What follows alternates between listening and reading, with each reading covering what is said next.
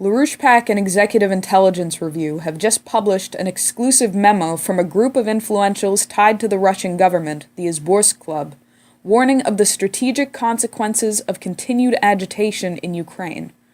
They warn that Ukraine is being transformed into a new hotspot for Europe and the entire world, and into a hotbed of instability and chaos on Russia's borders. The strategic significance of Ukraine today is that the crisis there threatens to become the trigger for the onset of a thermonuclear confrontation between Russia and the United States.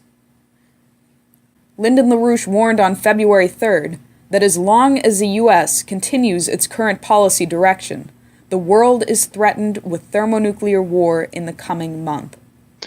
What I've been saying since January 1st is that we're now in a countdown toward a thermonuclear war. And what we're in now is just provocations against Russia to try to set up a situation which will trigger a Russian response of the type they want, and then they will immediately launch thermonuclear war. Now, my time scale was saying, well, by the 1st of March, we are already at that time, if not earlier, we are on the verge of actual thermonuclear mutual extermination. The two statements, translated by EIR and LaRouche-Pac over the past 48 hours, show that despite what is being propagated in the Western media, Russia is on high alert. In the memo by the Izborsk Club, whose members include Presidential Advisor Sergei Glaziev and retired General Leonid Ivashov, the authors warned first that Ukraine faces the risk of going fascist, with the Western support given to an explicitly neo-Nazi faction of the Euromaidan. That support violates the 1994 US, Russia, Ukraine, UK treaty.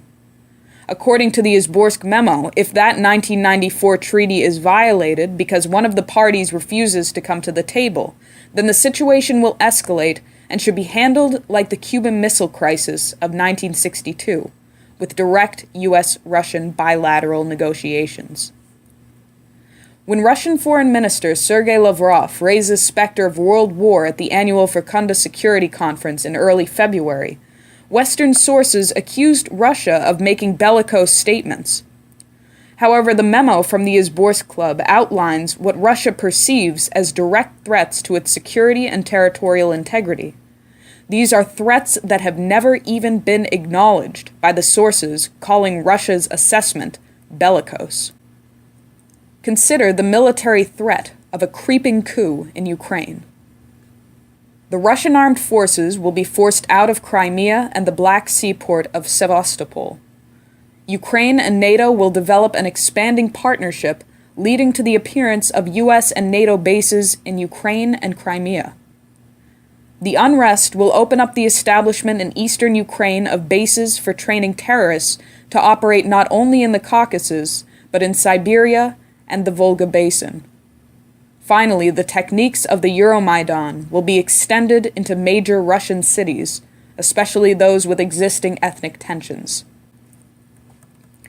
Despite these obvious threats, the view from Washington, D.C. political circles remains bleak, with congressmen allowing their votes to be used for a larger, very dangerous geopolitical game.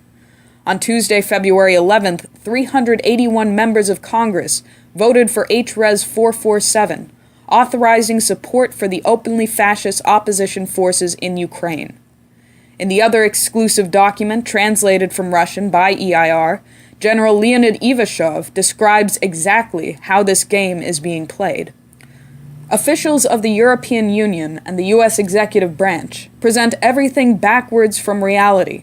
It is one of the formulas which Nazi propaganda employed most successfully. They accuse the party that is defending itself of aggression. What we are seeing in Ukraine and in Syria is a Western project, a new kind of war.